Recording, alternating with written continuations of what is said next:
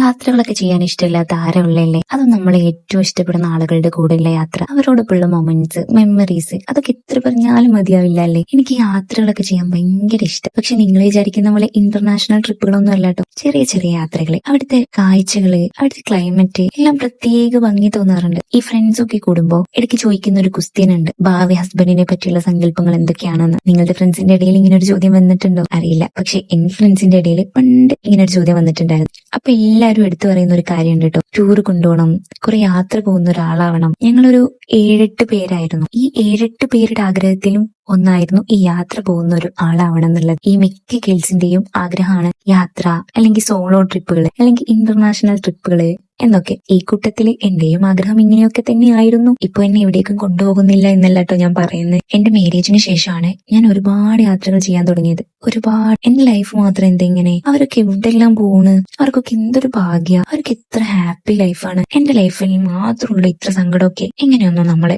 ചിന്തിക്കാതിരിക്കുക. ഇങ്ങനെ നമ്മൾ മറ്റുള്ളവരുടെ ലൈഫുമായിട്ട് കമ്പയർ ചെയ്യാതിരിക്കുക. ഇങ്ങനെ കമ്പയർ ചെയ്യുമ്പോൾ നമ്മളെ ഹാപ്പിനെസ് കൂടിയാ പോകുന്നത്. സങ്കടങ്ങളൊക്കെ എല്ലാവർക്കും ഉണ്ടാകും. എല്ലാവരുടെ ലൈഫും ഒരിക്കലും പെർഫെക്റ്റ് അല്ലല്ലോ. എല്ലാവർക്കും ഉണ്ടാകും പ്രശ്നങ്ങളും സങ്കടങ്ങളും ഒക്കെ ഉണ്ടാകും. അതൊക്കെ തരണം ചെയ്തല്ലേ നമ്മൾ ജീവിക്കേണ്ടത്. എന്ത് വന്നാലും പോസിറ്റീവായിട്ട് എടുക്കുക, ഹാപ്പി ആവുക. ഒരു ലൈഫല്ലേ ഉള്ളൂ, ഇന്നല്ലെങ്കിൽ നാളെ എല്ലാം ശരിയാവുമെന്ന് വിശ്വസിക്കുക. പിന്നെ സബ്സ്ക്രൈബ് ചെയ്യാതല്ലേ നിങ്ങൾ ഈ വീഡിയോ കാണുന്നേ. സോ ഒന്ന് സബ്സ്ക്രൈബ് ചെയ്തിട്ട് പോണേ. അപ്പൊ ശരി.